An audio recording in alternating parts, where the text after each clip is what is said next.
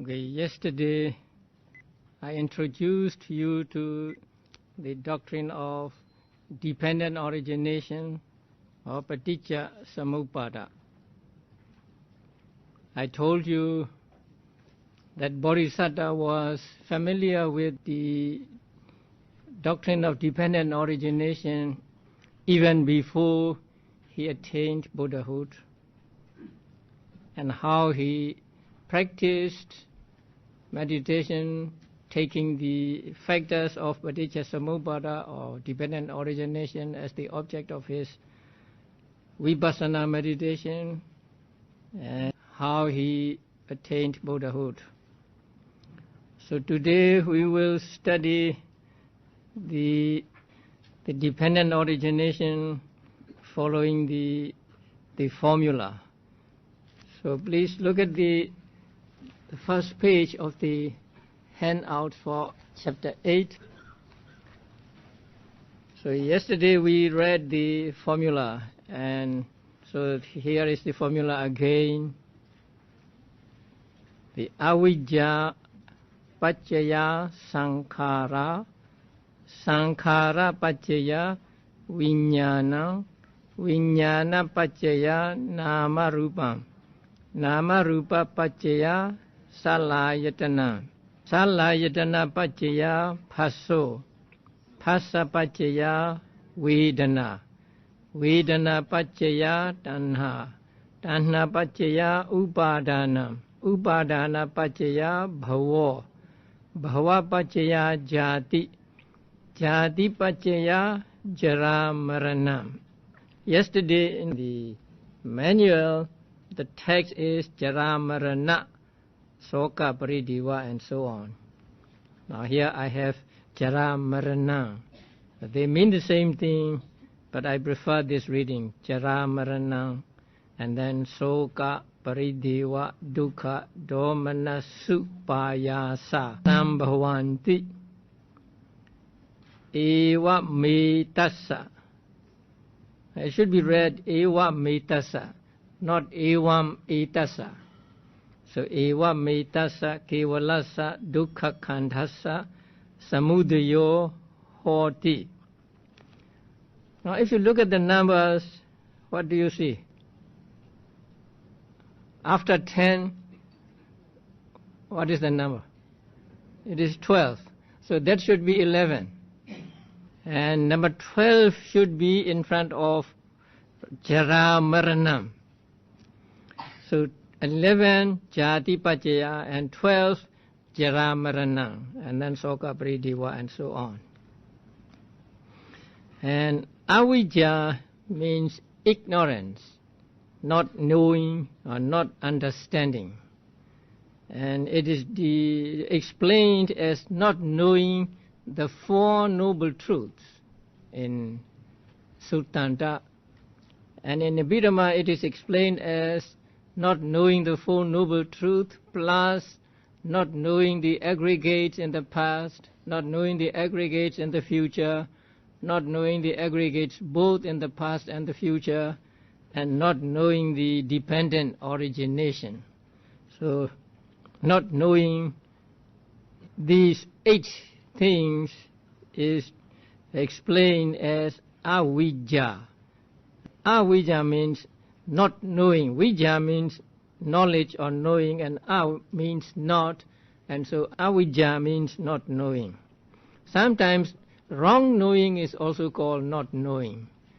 People know what is impermanent to be permanent, what is suffering to be not suffering, what is non-soul to be soul, what is ugly to be beautiful, and so knowing wrongly is also called avijja. And the second is sankhara, karma formations. So I explained the word sankhara yesterday or day before yesterday. So sankhara here is used in the sense of active sense. Those who do. Those who do means those who produce. So sankhara actually is the name of Cetana or Karma, and other mental factors along with Cetana are also called Sankhara. And this word Sankhara is used in plural. That is why you have the verses like Sabbe Sankhara Anicca and so on. So here also in the plural number Sankhara. So karma formation simply means karma. It means the Cetasika Cetana concomitant with wholesome and unwholesome types of consciousness. So we'll come to them later. And number 3 is Vijnana. Now Vijnana is a synonym for Chitta or consciousness. So consciousness is sometimes called Vijnana, sometimes called Chitta, and sometimes Mana or Mano. So they mean the same thing. Vijnana here means consciousness. So let us strike out the word resultant. Because in the sentence, Sankhara Paccaya Vijnana, Vijnana means resultant consciousness. But in the sentence, Vijnana Paccaya Namarubam, it means both resultant and non-resultant consciousness. So here let us say just in general, consciousness. And number 4, Nama Rupa, mind and matter. Now in Pali, Nama is one word and Rupa is another word, and they are joined together. So when they are joined together, they are used in singular number. And when we translate it as mind and matter, in English it may be plural. Or if we want to make it singular, then we can put the hyphens after mind and end, taking it as just one unit. And number 5 is Salayatana. Now you have met the word Ayatana, base. Sal here means 6. So Salayatana means 6 bases. Here also in Pali it is in singular number, but in English it is plural. 6 bases. 6 internal and 6 external bases. And number 6 is Phassa, contact. So contact is not just meeting together of some things, but it is a mental state that arises out of the meeting of the 3, that is the sense, the object, and consciousness. And number 7 is Vedana, feeling. Pleasurable feeling, displeasurable feeling, and neutral feeling. And number 8, Tanha, craving. So Tanha literally means thirst. When you are thirsty, you want to drink water, and you cannot get enough of water. In the same way, when there is Tanha, you cannot get enough of things. So it is called in Pali Tanha, and it is translated in English as craving. It is actually Lobha among the 52 Cetasikas. And number 9, Upadana. Now you have met Upadana in the 7th chapter, and it is translated as clinging. Now Upadana is made up of Upa and Adana. Upa means firmly, and Adana means holding on. So firmly holding on something is called Upadana. And how many Upadanas are there? 4 Upadanas.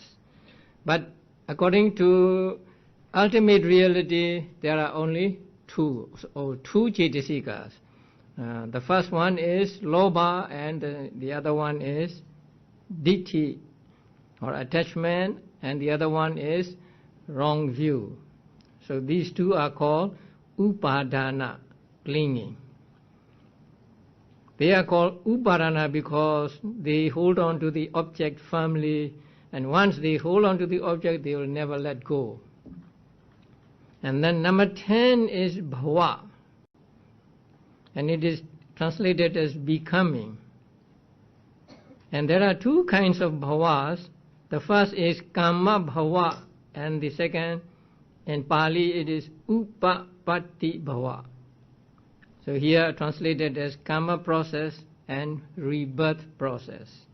Now the word bhava can mean something that comes into being. So it is existence. And also it means something out of which some other thing arises. That means the cause of something. So when we take the bhava as the cause of something to arise, we mean karma, because karma produces results as rebirth and also resultant consciousness and karma-born matter. When we take bhava to mean something that arises, that means existence, then it is the rebirth process that it means. So bhava has two meanings: cause of bhava and bhava itself, cause of existence and existence itself. So there are two kinds of bhavas. Number 11 is jati. Jati means birth, coming into being. And number 12, jara marana. Jara means getting old, so aging, and marana means death. And soka, sorrow. Parideva, lamentation. Lamentation means crying, saying some words. And dukkha means bodily pain. Domanassa means mental pain, and generally translated as grief. And upayasa. Now upayasa is translated as despair. Actually upayasa is made up of upa and ayasa. Upa means excessively, and ayasa means burning or something like that. So upayasa means burning in the mind, so anguish caused by excessive domanassa. That is called upayasa. And in the commentaries, the difference between soka, parideva, and upayasa is given with a simile. So soka is like oil boiling in the pot, and parideva is like the oil spilling over after boiling. And upayasa is the oil becoming dry through excessive cooking or excessive burning. So they are all unwholesome mental states. And then the sentence at the end, eva metasa kevalasa dukkha khandasa samudayo hoti. Eva means in this way or thus. Etasa kevalasa dukkha khandasa. Dukkha khanda means a mass of suffering. Kevalasa means the whole or unmixed. And etasa means that. So samudayo means arising, and hodi means there is. So thus there is the arising of that whole mass of suffering. When we understand suffering as something that has a beginning and an end, we know that all of these are suffering, because all of these, avijja and others, have a beginning and end, and so they are impermanent, and so they are suffering. So when dependent upon avijja, sankharas arise and so on, that means the arising of dukkha, the arising of suffering. Now let us follow the train of thought made by bodhisattvas. It is said that every bodhisattva was familiar with the doctrine of dependent origination, and they found out this doctrine of origination through logical thinking. And so their thinking begins with what is real at hand. Now, what is real for us now is aging and death. Immediately after rebirth, immediately after conception in the mother's womb, that is for human beings and others, aging sets in. So aging comes not 50 years after birth or 60 years after birth. Actually, aging comes immediately after conception. So the first moment is the arising of mind and matter, and from the second moment on, there is aging. So there is always aging when one is living, and as you know, at the end there is death. And also there is death at every moment. Mind and matter arising and then disappearing, and then another set of mind and matter arising and then disappearing, and so on. So the disappearing is just what we call death. So at every moment also there is the arising and disappearing, or there is birth and death. So Bodhisattvas contemplated that there is aging and death, and the beings take rebirth, and then they become old, and then they die. So what can be the cause of aging and death? What conditions aging and death? So when they apply what is called yoniso manasikara, wise attention to this problem, then the understanding dawned upon them that aging and death is conditioned by birth. Now, why do we get old? Why do we have to die? Because we have been born. If there was no birth, there would be no aging and no death. So aging and death is conditioned by birth. Because we are born as human beings, we have to undergo aging at every moment, and then at the end there will come death. So aging and death are conditioned by birth. So birth is the basis for the aging and death.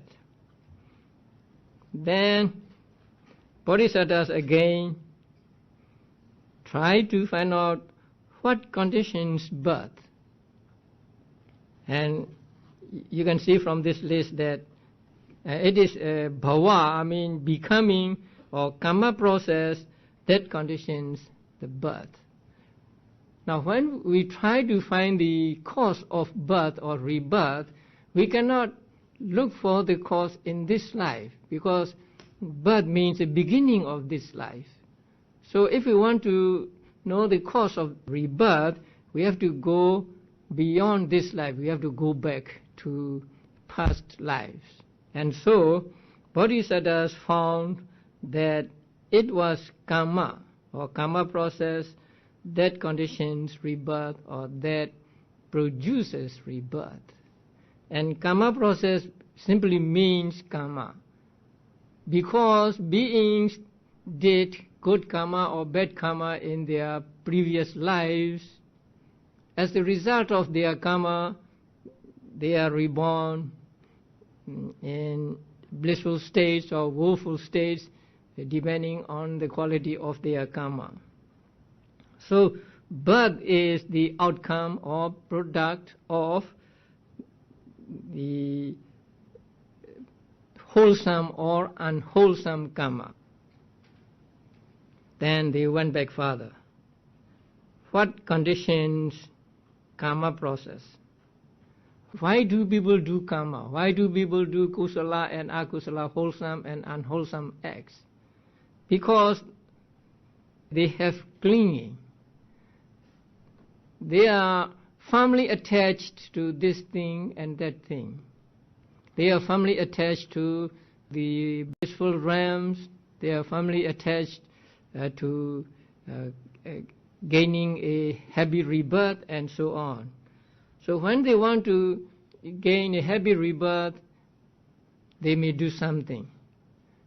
And sometimes they do what is wholesome, and sometimes they do what is unwholesome.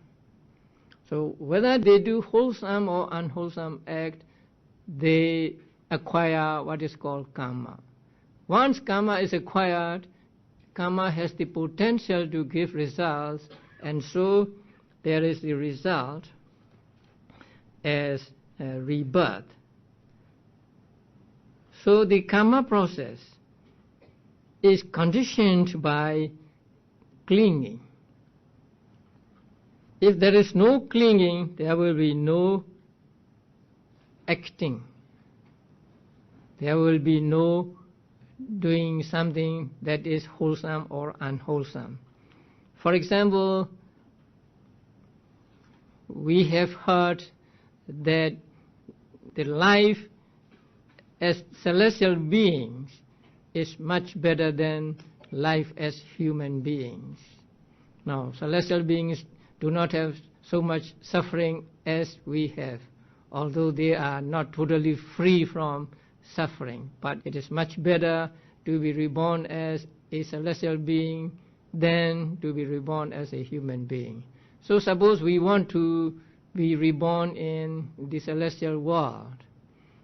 Then we go to somebody and ask, what must we do to be reborn in the celestial world? Then we may meet some people who tell us to do a sacrifice. Now you sacrifice a lamb, you sacrifice an animal, and then you will go to celestial world. And we believe in them, and so we sacrifice an animal. But sacrificing an animal is killing an animal, and so it is an unwholesome act. We think that it is a correct way to be reborn in the celestial world, but what we are doing is the opposite of what we want to be. But whether it will bring what we want or what we do not want, when we sacrifice an animal, we acquire demerit or akusala. So that unwholesome karma is conditioned by the clinging, that is, strong desire to be reborn in the celestial world. Sometimes we may go to a teacher and he will instruct us to do good. Yeah, you do dana, you practice sila and so on.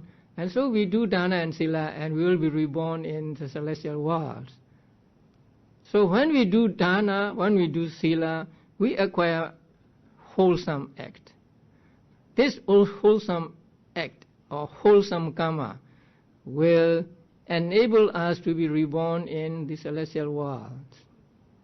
So whether it is unwholesome or wholesome act we do, there is always the result of these acts. And so the doing the wholesome and unwholesome acts is conditioned by clinging with attachment or clinging with wrong view. So it is very important that if we do not want to be reborn at all, we try not to have clinging. Because whether you are reborn in woeful states or whether you are reborn in celestial beings, there is still dukkha, there is still suffering. So you will not get out of suffering so long as you are reborn in this samsara again and again. Only when you get out of this samsara do you get free from suffering. So it is important that we try to avoid clinging if we do not want suffering to endure for a long time. Now the bodhisattvas contemplate on it further and try to find out what is the condition for clinging. And they found out that the condition for clinging is craving.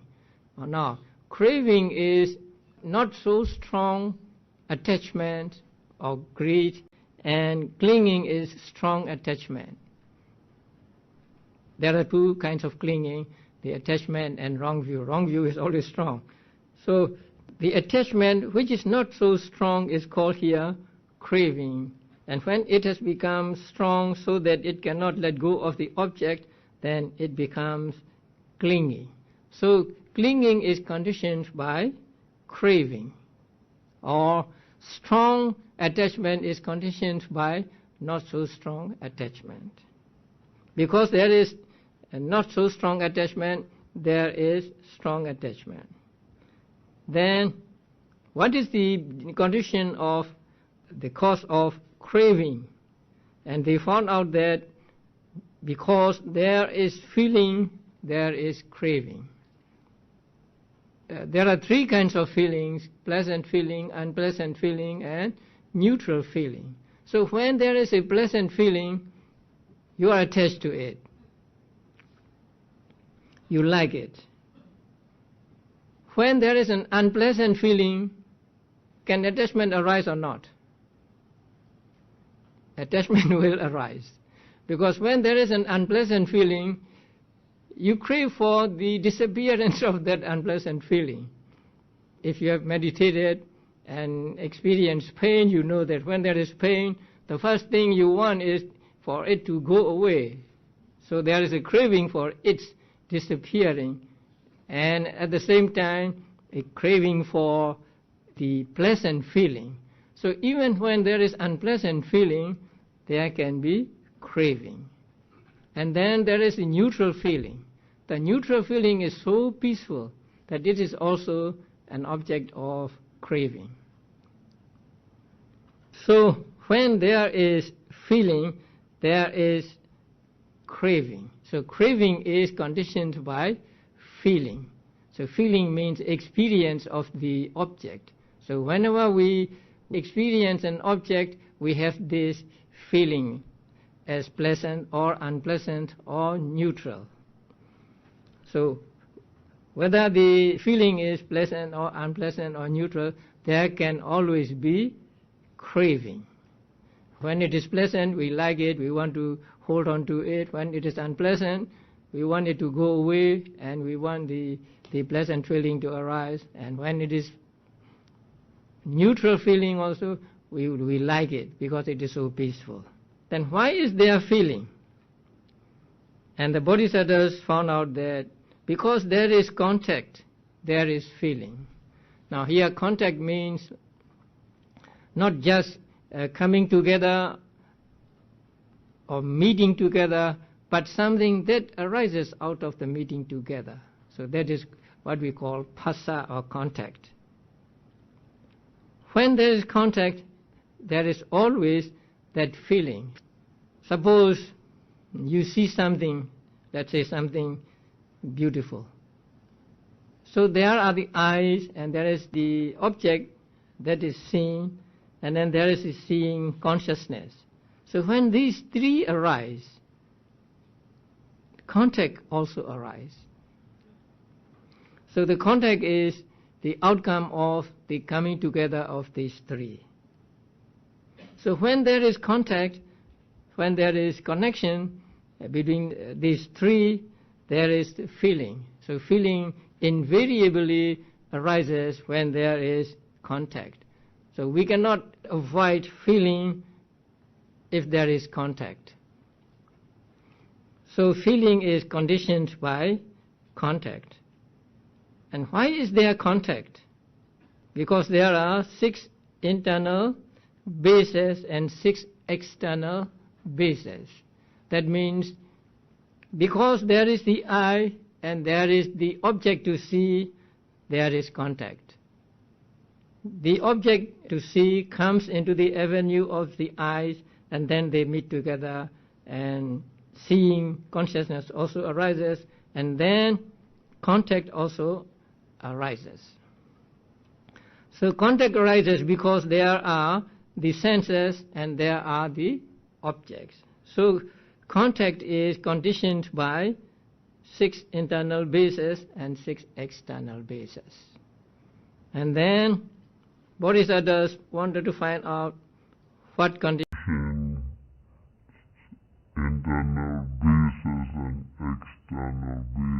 especially internal basis.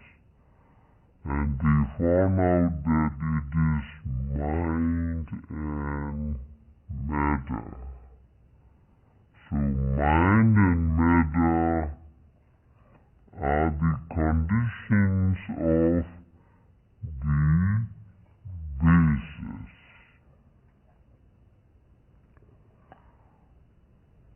Among the bases, there are material properties as well as mental things. And they are conditioned by mind and matter. Actually, they themselves are mind and matter, and so these six bases are said to be conditioned by mind and matter. And then, what conditions mind and matter? Consciousness. Now, in the word mind and matter, mind means cetasikas, mental factors, and matter means 28 material properties. So mind and matter are conditioned by consciousness. Now, at the moment of rebirth, there is the resultant consciousness. Along with the resultant consciousness, there arise mental factors, and also there arise material properties caused by karma. So at the moment of conception, the resultant consciousness is the condition, and the mental factors and karma-born material properties are those that are conditioned. And also at other times, when consciousness arises, it always arises with mental factors, and also it produces the consciousness-born material properties. So in that case, too, consciousness is the condition for mind and matter. And then, what conditions consciousness, especially the resultant consciousness? And so the Bodhisattvas found out that it is karma formations that condition consciousness. Here consciousness means the rebirth consciousness. So rebirth, Kiriya, functional. So they are just functional. Whatever they do, It's just the doing and not productive of any results. So an arahant, when he practices dana, he does not get kusala. He does not get merit. Because one gets merit only one has ignorance. One has not eradicated ignorance. So long as there is ignorance, there will be karma formations. And when there are karma formations, there will be consciousness and so on. So this is how bodhisattvas found out the doctrine of dependent origination. So they begin with what is important at the moment, so what is real at the moment, and that is aging and death. So from aging and death, they went backward one by one until they reached ignorance. But actually, ignorance is not the first cause. There are conditions for ignorance also. So it goes like a circle. By the way, when Buddha described this, his contemplation on the dependent origination, he said, before my enlightenment, when I was only a bodhisattva, not yet enlightened, I think of this or I think of that. So here Buddha said, before my enlightenment, before I became the Buddha, when I was yet a bodhisattva, when I was not yet enlightened.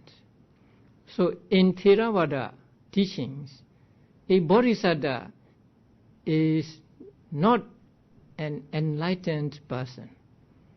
A bodhisattva is an unenlightened person, or a bodhisattva is a putujana. He is not an Ariya or a noble person.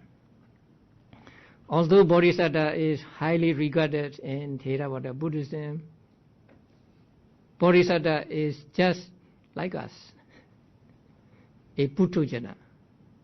Because if a bodhisattva becomes a noble person before he becomes a Buddha, he will not become the Buddha. Because in order to become a Buddha, one has to go through many, maybe millions of lives. Suppose about, say, 1,000 lives, a bodhisattva becomes a noble person, he will not become a Buddha. Because if he becomes a noble person, if he reaches even the first stage of enlightenment, then he will be reborn only 7 times more. And that is not enough to accumulate the necessary paramis or necessary qualifications. So in Theravada Buddhism, bodhisattvas are yet unenlightened. They have not yet attained any stage of enlightenment.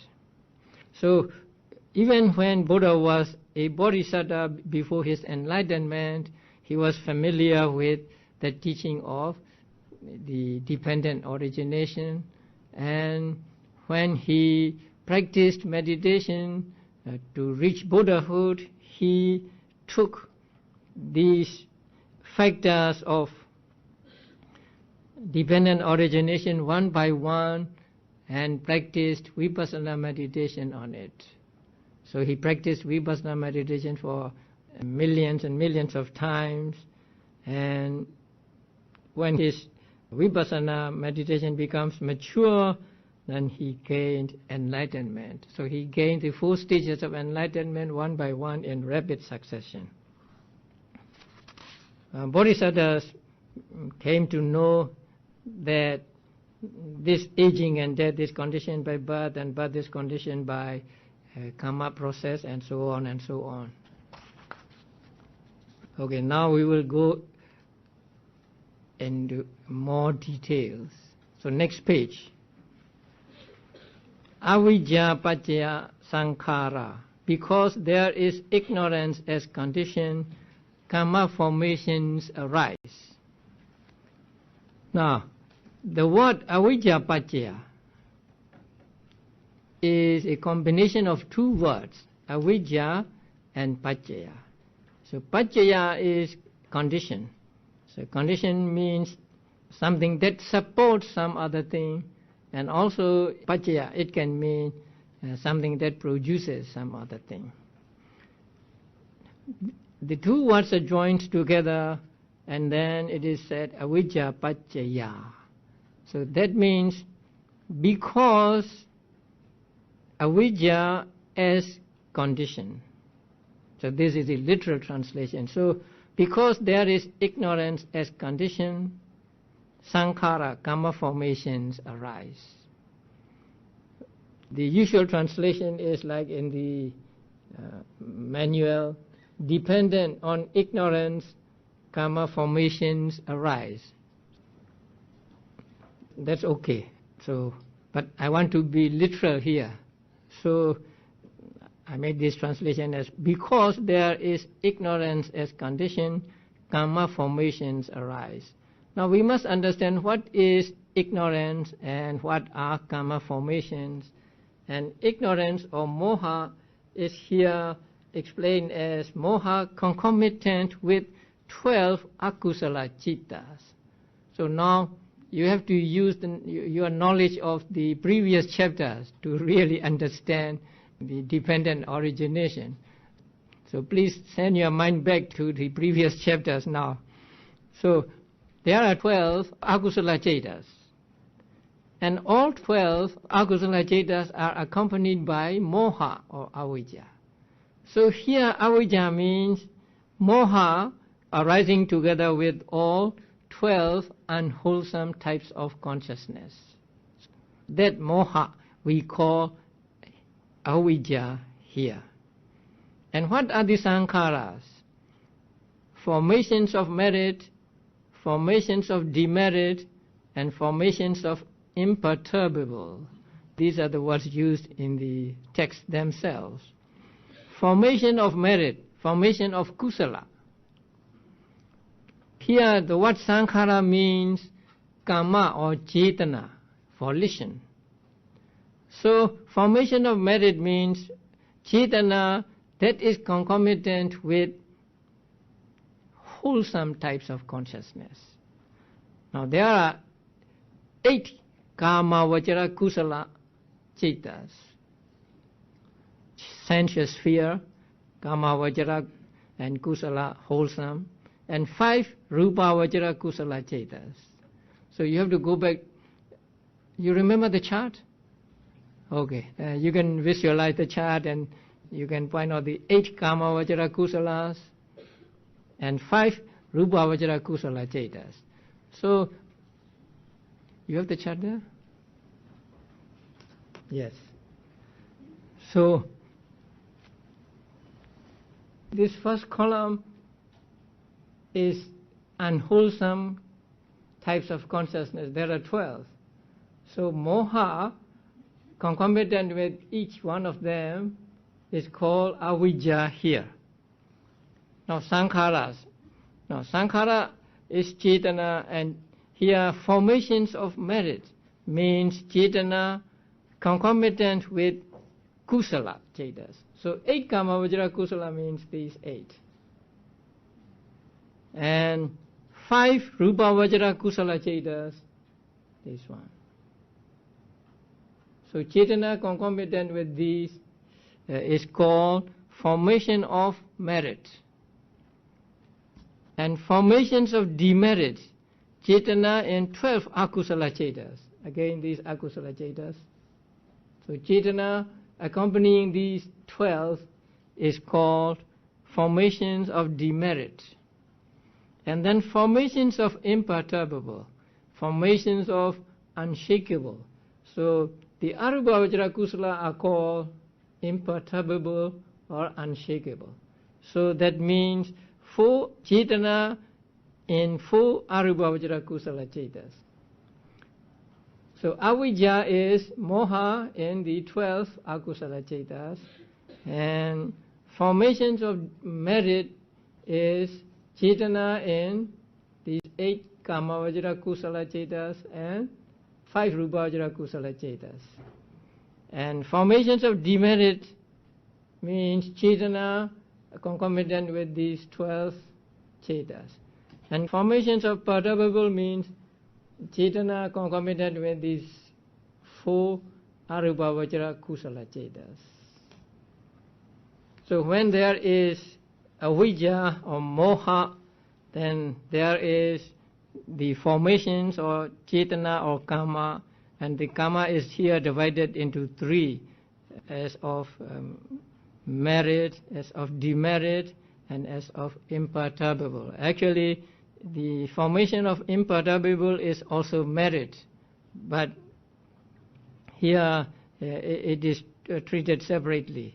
So kama vajra and rupa vajra are taken together as formation of merit, and the arupa vajra kusala chetas are taken as formation of imperturbable. The sankharas are conditioned by moha in different ways. Now we will study how they are conditioned sometime later, not today, because you need to understand patthana in order to understand the relationship between the conditioning factor and the factor that is conditioned. Number 2, sankhara paccaya vijnana. Because there are karma formations as condition, resultant consciousness arises. So here formations are the same as in number 1, but vijnana, consciousness, means 32 mundane resultant consciousness.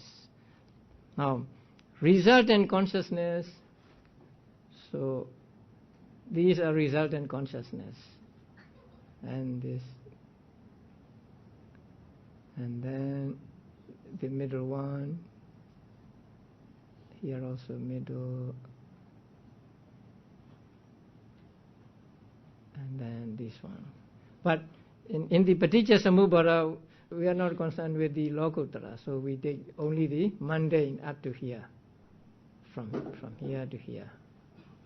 So, in the sentence, sankhara paccaya vijnanam, vijnana means 32 mundane resultant chetas, not all 89 or 121 chetas, only 32 mundane resultant chetas.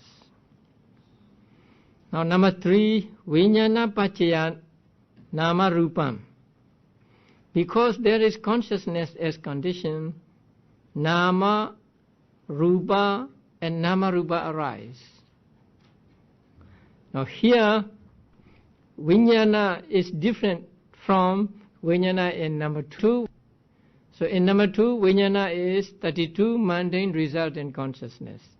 But here, vijnana means 32 resultant consciousness and also karma formation consciousness. Karma formation consciousness means consciousness concomitant with mundane kusala and akusala cetana. Now, chetas was wrong, and so it is corrected, but the correction itself is not correct. So it should be cetana, and the last A should have a bar above it. Cetana. So that means kusala consciousness and akusala consciousness also. And then all other consciousness. So here, vijnana means all consciousness, not just resultant consciousness, or not just kusala and akusala consciousness, but all consciousness. And nama means 52 cetasikas. Now please note this. No? Normally or ordinarily nama means citta and cetasika both. But here nama means only cetasikas, not citta, because they are to be conditioned by citta. So citta cannot be conditioned by citta. So citta is excluded from nama here. So nama, mental here means 52 Cetasikas or 52 mental factors. And Rupa, 28 material properties, or all Rupas. So there are 28 material properties and all are to be taken as Rupa here. Now, the word Nama Rupam in Pali is translated as Nama Rupa and Nama Rupa. Now that is because sometimes Vijnana is a condition for Nama only. Sometimes Vijnana is a condition for Rupa only. Sometimes it is conditioned for both Nama and Rupa. So we must understand the word Nama Rupam as representing Nama Rupa and Nama Rupa. So actually we should say Nama Rupa, Nama Rupa. But since the words are the same, only the last one is retained and the first two are elided. So this is in Pali grammatical term called Eka Sesa, one remaining.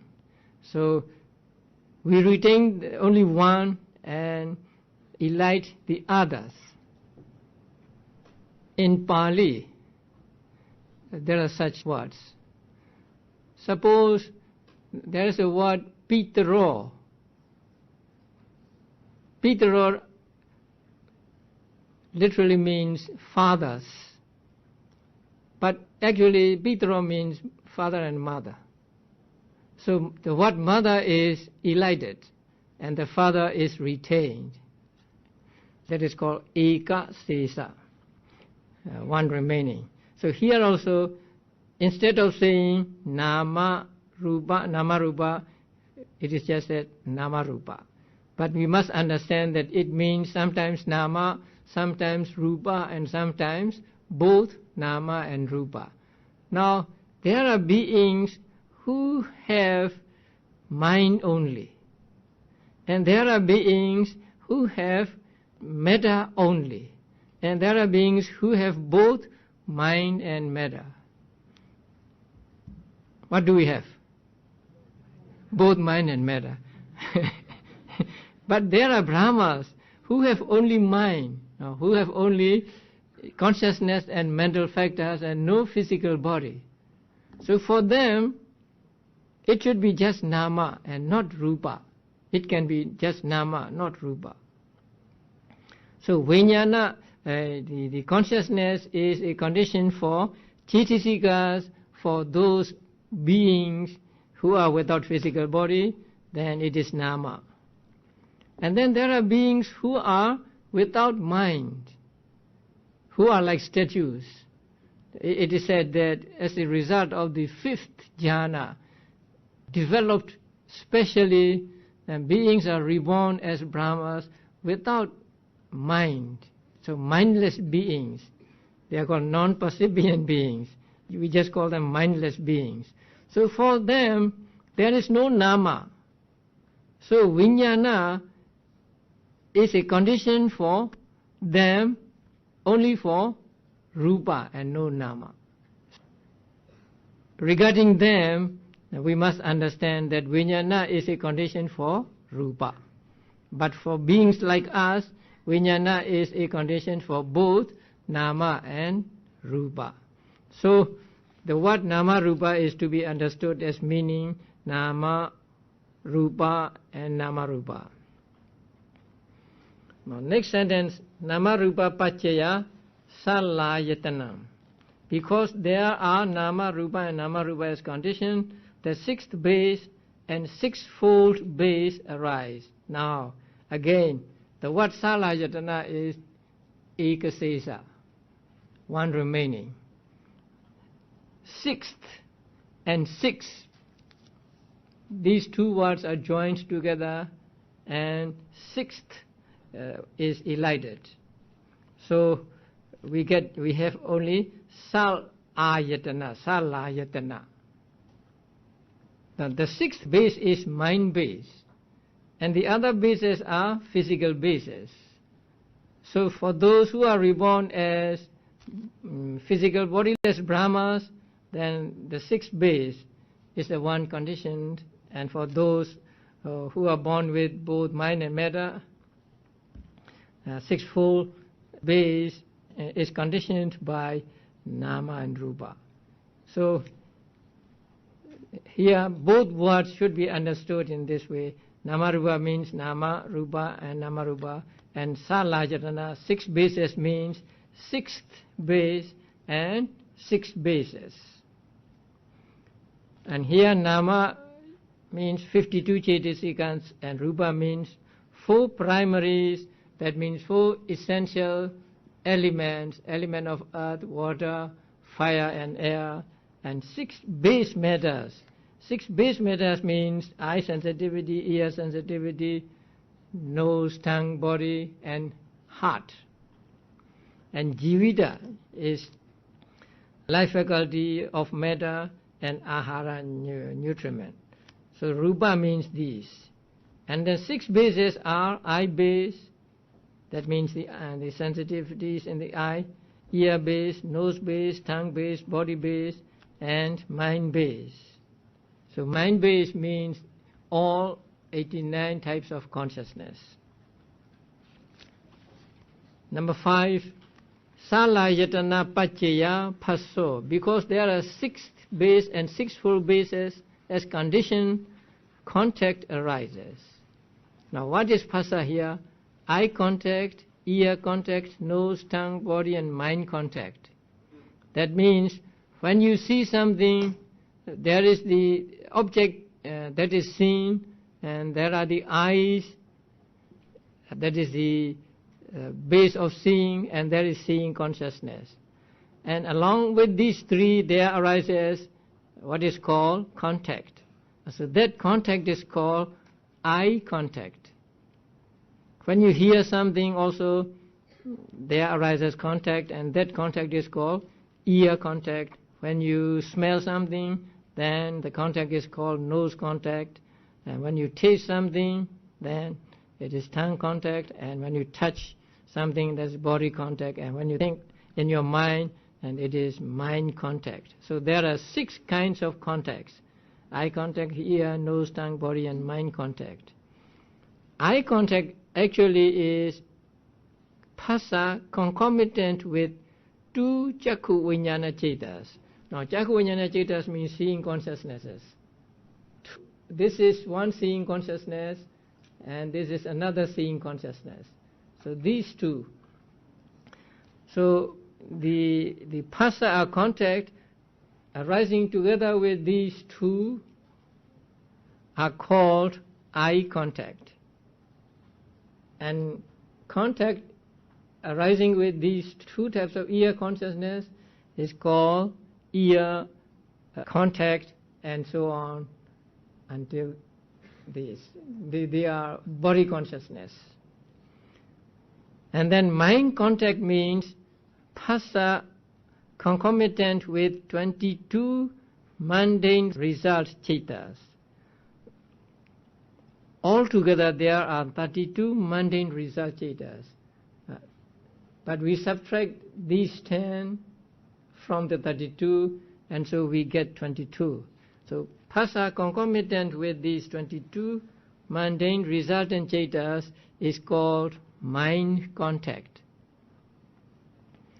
And 6 bases are the same 6 bases: the internal bases, eye base, ear, nose, tongue, body base and mind base, and also the external bases here, visible data base, that means something that can be seen or a visible object, and then sound base, odor base or smell base, flavor base, tangible data base.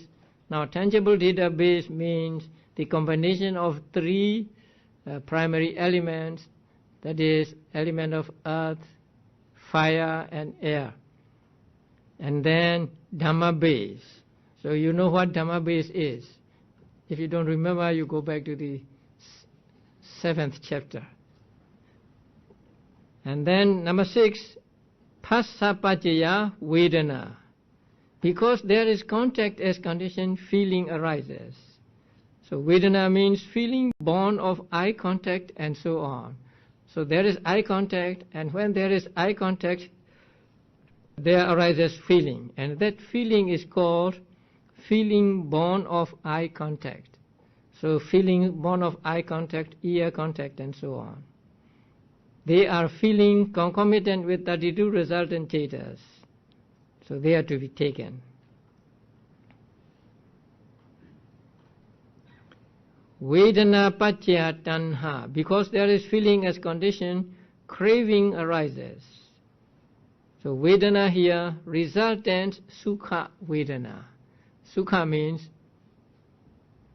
pleasant, happy Vedana, pleasant feeling. Resultant means the result of karma. So resultant Sukha Vedana, or resultant Sukha, Dukkha and Upekkha Vedana, or non-resultant Vedana. So actually all Vedana, all feelings. Now first it states Sukha Vedana only, because it is obvious that tanha can arise through Sukha Vedana, or pleasant feeling. But tanha can arise conditioned by unpleasant feeling and neutral feeling also. So we take all. Or non-resultant Vedana, Vedana concomitant with other types of consciousness than the resultant consciousness. So actually all Vedanas are taken as Vedana here. Tanha, craving for visible data, craving for sound, for odor, for flavor, for tangible data, and for Dhamma data. So that means craving for everything, because visible data, sound, odor, flavor, tangible data, they are the 5 kinds of objects, and the Dhamma data includes all others.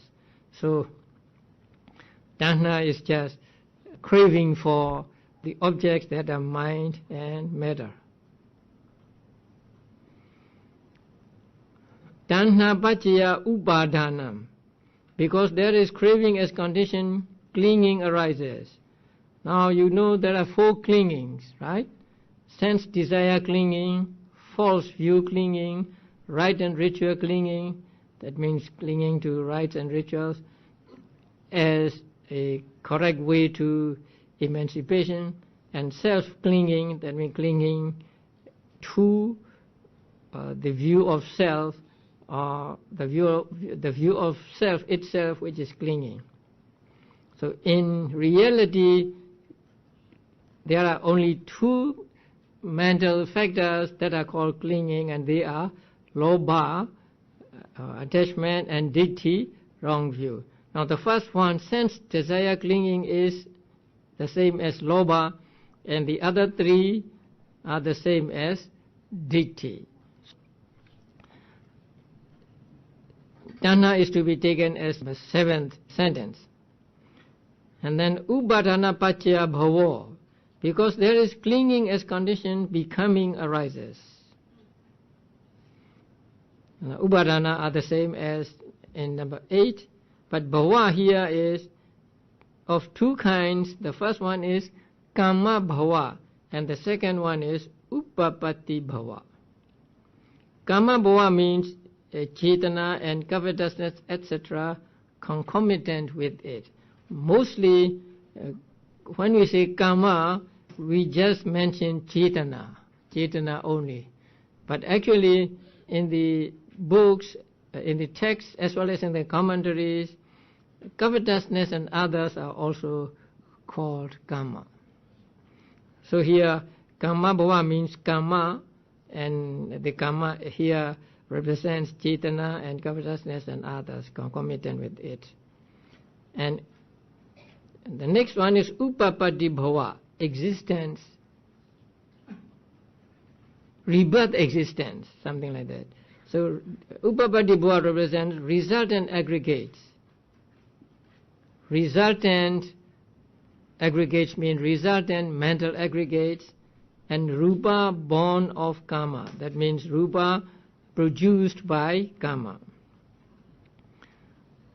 So there can be confusion here, because there are 2 kinds of bhava, and we must understand which bhava is meant in a certain context. So here both bhavas are taken because they can be conditioned by upadana or clinging.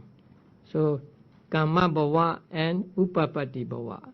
So kama bhava is simply kama and upapati bhava is simply rebirth. So actually it is the same as next one, jadi.